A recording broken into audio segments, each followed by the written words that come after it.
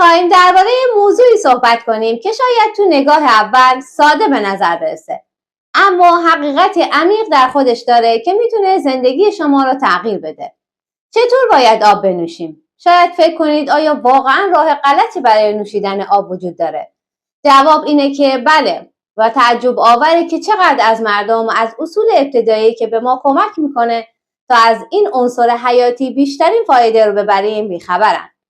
اگر میخواید شاهد یک معجزه واقعی تو بدنتون باشید، فقط کافیه آب رو به مدت 7 روز به این شکل بخورید و خودتون ببینید چطور بیماری ها یکی یکی ناپدید میشن.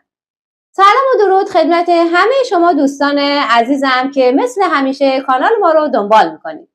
امروز تو این ویدیو میخوام صحبت‌های خیلی مهم و حیاتی پروفسور برجسته ژاپنی کاتسوزو نیشی در مورد اهمیت آب رو براتون بگم.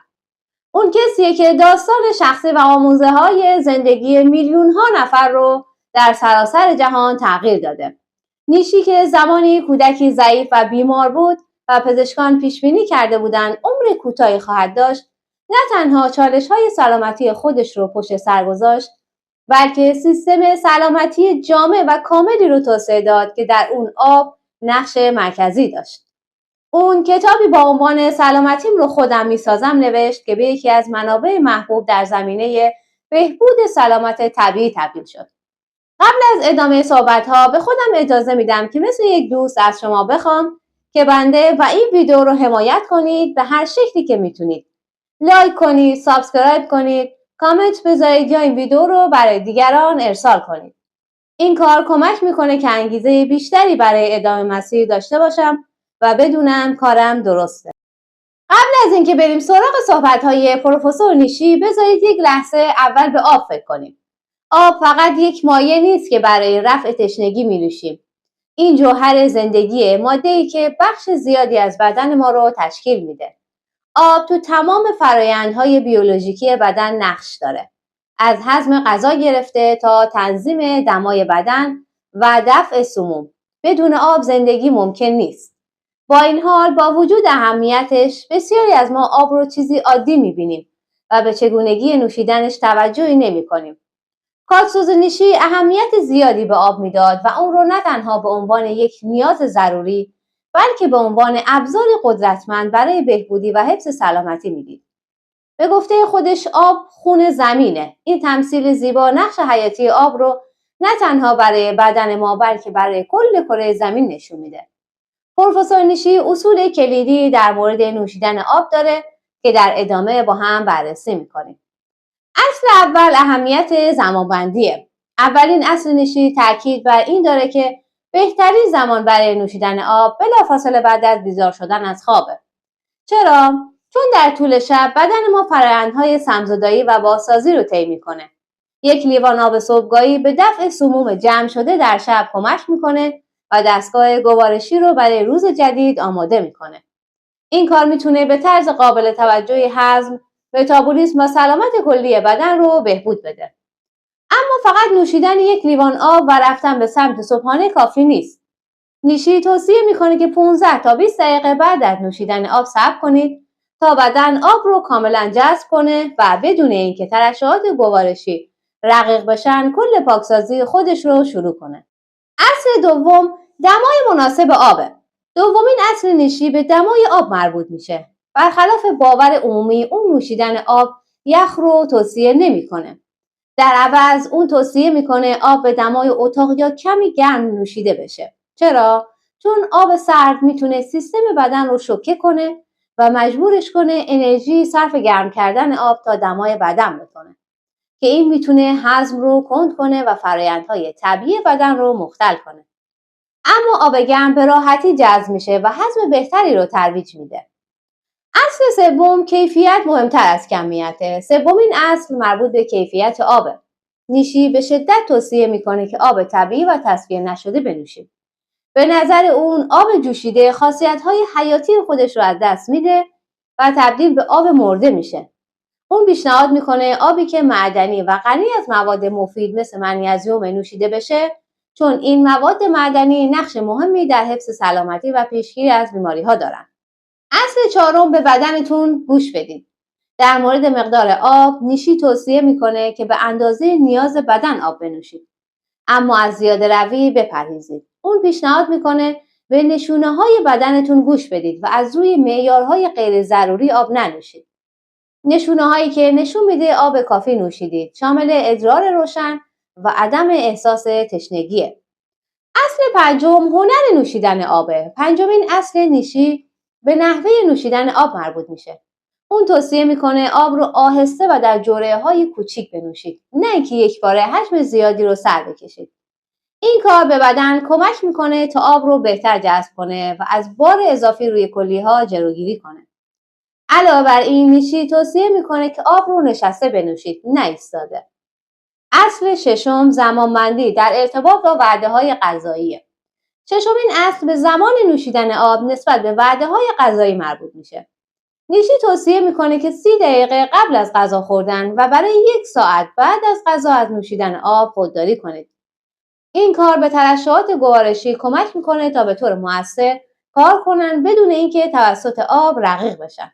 حالا که اصول اصلی نیشی رو مرور کردیم، بیایید این اصل رو کامل بررسی کنیم و ببینیم چرا این اصول اینقدر مهمن و چطور میتونن تأثیر زیادی روی سلامتیمون بذارن. به ترتیب این اصول رو یکی یکی بررسی میکنیم. دلیل اینکه اون پروفسور نیشی توصیه میکنه که اول صبح آب بنوشید اینه که شروع روز با آب میتونه تأثیرات شگفت انگیزی روی سلامتی شما بذاره. در حالی که ما در خواب هستیم، بدنمون همچنان به دفع سموم و ترمیم سلولها ادامه میده. به همین دلیل در صبح ممکنه کمی دچار کم آبی باشیم. نوشیدن 1 لیوان آب بلافاصله پس از بیدار شدن به دفع سموم کمک میکنه و بدن رو برای روز جدید آماده میکنه. اما این فواید تنها به همینجا محدود نمیشن. هیدراسیون صبحگاهی متابولیسم بدن رو تحریک میکنه. مطالعات نشون میده که نوشیدن آب میتونه متابولیسم بدن رو موقتی تا 24 تا 30% افزایش بده. این یعنی نوشیدن 1 لیوان آب در صبح میتونه به شما کمک کنه تا در طول روز کالری بیشتری بسوزونید. علاوه بر این، نوشیدن آب تو صبح میتونه به پیشگیری از سنگ کلیه کمک کنه، چون ادرار رو رقیق میکنه و خطر تشکیل سنگ رو کاهش میده. صبر کردن 15 تا 20 دقیقه قبل از خوردن غذا هم باعث میشه آب از معده عبور کنه و به روده ها برسه که سریعتر جذب بشه. نوشیدن آب بلافاصله بعد از خوردن غذا ممکنه باعث بشه آب قبل از اینکه به طور کامل جذب بشه از معده خارج بشه و اثراتش کاهش پیدا کنه. این فاصله زمانی همچنین اجازه میده که آب شروع به کار پاکسازی کنه و دستگاه گوارشی رو برای غذا آماده کنه. دومین مورد اینه که چرا اون توصیه میکنه دمای آب اهمیت داره. چرا پروفسور نیشی تاکید داره که آب به دمای اتاق یا کمی گرم نوشیده بشه. بدن ما به طور مداوم تلاش میکنه دمای خودش رو در حدود 37 درجه سانتیگراد حفظ کنه. نوشیدن آب یخ باعث میشه بدن برای گرم کردن آب انرژی مصرف کنه که این میتونه هضم و فرآیندهای حیاتی دیگه رو کند کنه. علاوه بر این، آب سرد میتونه باعث تنگ شدن رگ‌های خونی تو معده بشه و هضم رو مختل کنه، اما آب گرم میتونه به گشاد شدن رگ‌ها کمک کنه، گردش خون رو بهبود بده و هضم بهتر رو تسهیل کنه. شواهدی هم وجود داره که نشون میده آب گرم میتونه یبوست رو با شل کردن روده‌ها و تحریک حرکت‌های روده‌ای تسکین بده و دفع مدفوع رو آسان‌تر کنه. سومین مورد اهمیت کیفیت آب که در موردش صحبت شده. نیشی تاکید زیادی روی نوشیدن آب طبیعی و خالص داشت. آب طبیعی حاوی انواع مواد معدنی و ریزمغذی‌های ضروری برای سلامتی ماست. به عنوان مثال، منیزیم که در بیش از 300 واکنش بیوشیمیایی بدن نقش داره، برای سلامتی استخوان‌ها، تنظیم ضربان قلب، حفظ فشار خون طبیعی و خیلی چیزهای دیگه ضروریه. مطالعات نشون میده که افرادی که در مناطق با سطح بالای منیزیم در آب زندگی میکنن خطر کمتری برای ابتلا به بیماری‌های قلبی عروقی دارن.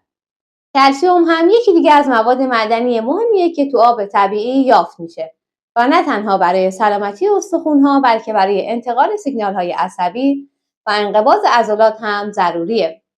آب طبیعی ممکنه حاوی مقادیر کمی از مواد معدنی مفید دیگه مثل پتاسیم، سدیم و روی هم باشه. وقتی آب جوشیده میشه، بسیاری از این مواد معدنی رسوب میکنه یا ساختار شیمیاییشون تغییر میکنه و کمتر قابل جذب بدن میشن. به همین دلیل نیشی از نوشیدن آب تصفیه نشده حمایت میکنه. البته مهمه که مطمئن بشیم آب مصرفیمون از نظر بهداشتی مشکلی نداره. اگر آب تصفیه نشده در منطقه شما ایمن نیست، پیشنهاد میکنه از فیلتر آب با کیفیت بالا استفاده کنید. چهارمین اصل که میخوایم بررسی کنیم تاکید بر این بوده که به تشنگی خودتون اعتماد کنید. مشاوره سنتی معمولا توصیه میکنن که 8 لیوان آب در روز نوشیده بشه.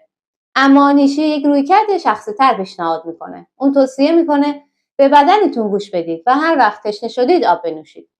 این با دیدگاه‌های علمی امروزی هم راستاست. نیاز به آب میتونه بسته به عواملی مثل سطح فعالیت، اقلیم، رژیم غذایی و سلامت عمومی بدن متفاوت باشه.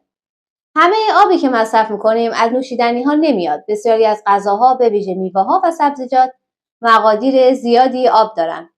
کسی که رژیم غذایی غنی از این غذاها داره ممکنه نیاز به آب اضافی کمتری داشته باشه. استفاده از رنگ ادرار به عنوان شاخص هیدراسیون مفیده. ادرار روشن معمولا یعنی بدن شما خوب هیدراته، در حالی که ادرار تیره میتونه نشونه از کم‌آبی باشه. مورد پنجم، یکی از اصول پروفسور نیشی نوشیدن آب به شیوه صحیحه. روش نوشیدن آب هم از نظر فلسفه نیشی اهمیت زیادی داره. او توصیه میکنه که آب رو آروم و در جرعه‌های کوچیک بنوشید. شاید این موضوع ساده به نظر بیاد، اما تفاوت‌های زیادی میکنه. نوشیدن مقدار زیادی آب به سرعت میتونه باعث بشه آب خیلی سریع از دستگاه گوارش عبور کنه و بخش زیادی از اون قبل از جذب شدن دفع بشه. همچنین میتونه فشار غیر ضروری به کلیه‌ها وارد کنه. نوشیدن آهسته باعث جذب تدریجی آب میشه که هیدراسیون بهتری رو فراهم میکنه و از افزایش ناگهانی حجم خون جلوگیری میکنه که ممکنه هنگام نوشیدن سریع اتفاق بیفته. نیشی همچنین پیشنهاد میکنه که آب رو در حال نشسته بنوشید، نه در حال ایستاده. این شاید عجیب به نظر برسه، اما دلیل منطقی پشتش وجود داره. نشستن به بدن کمک میکنه که راحت‌تر باشه و جذب آب بهتر صورت بگیره. آخرین مورد زمانبندی نوشیدن آب در ارتباط با وعده‌های غذایی بوده. آخرین اصلی که بررسی میکنیم به زمان نوشیدن آب نسبت به غذا خوردن مربوط میشه. نیشی توصیه میکنه که 30 دقیقه قبل از غذا خوردن و برای 1 ساعت بعد از غذا از نوشیدن آب خودداری کنید. این ممکنه کمی ناخوشایند به نظر برسه، به ویژه اگر به نوشیدن آب در حین غذا عادت داشته باشید. اما دلیل فیزیولوژیکی مهمی پشتش هست. وقتی غذا میخوریم، معده ترشحات گوارشی تولید میکنه که برای هضم ضروری هستن. نوشیدن آب بلافاصله قبل یا حین غذا باعث رقیق شدن این ترشحات میشه و کاراییشون رو کاهش میده. علاوه بر این، نوشیدن آب در حین غذا میتونه حس سیری کاذب ایجاد کنه و باعث بشه کمتر از چیزی که بدن نیاز داره بخوریم که میتونه منجر به کمبود مواد مغذی بشه. منتظر موندن 1 ساعت بعد از غذا به سیستم گوارشی این فرصت رو میده که کار خودش رو به طور مؤثری انجام بده. تو این مدت بیشتر غذا از معده به روده کوچیک منتقل میشه، پس نوشیدن آب دیگه تداخلی با هضم غذا نخواهد داشت.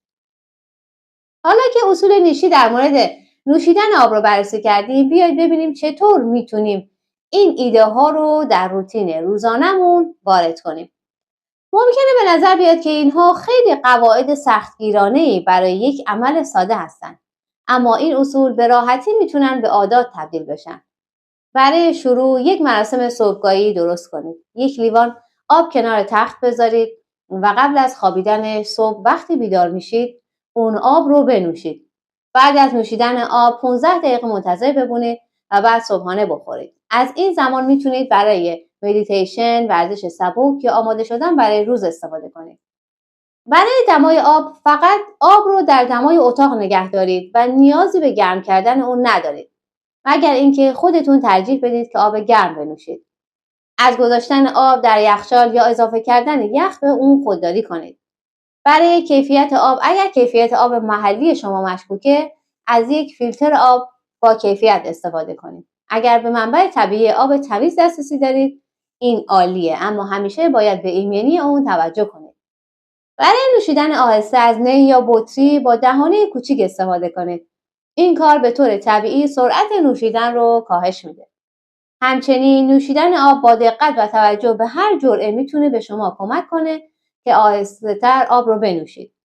برای جلوگیری از نوشیدن آب در حین غذا، لیوان آب رو از دید خودتون دور کنید و بیشتر روی غذای خودتون تمرکز کنید و از طعم‌ها لذت ببرید. بعد از غذا خوردن یک تایمر برای 1 ساعت تنظیم کنید تا به خودتون یادآوری کنید که کی میتونید دوباره آب بنوشید. یادتون باشه که این اصول قوانین سختگیرانه نیستن، بلکه به عنوان راهنمایی برای سلامتی بهینه عمل میکنن و نباید باعث استرس یا اضطراب بشن. اگر در حین غذا خیلی تشنه شدید، اشکالی نداره که کمی آب بنوشید. عقل سلیم و گوش دادن به نیازهای بدن همیشه باید اولویت داشته باشه.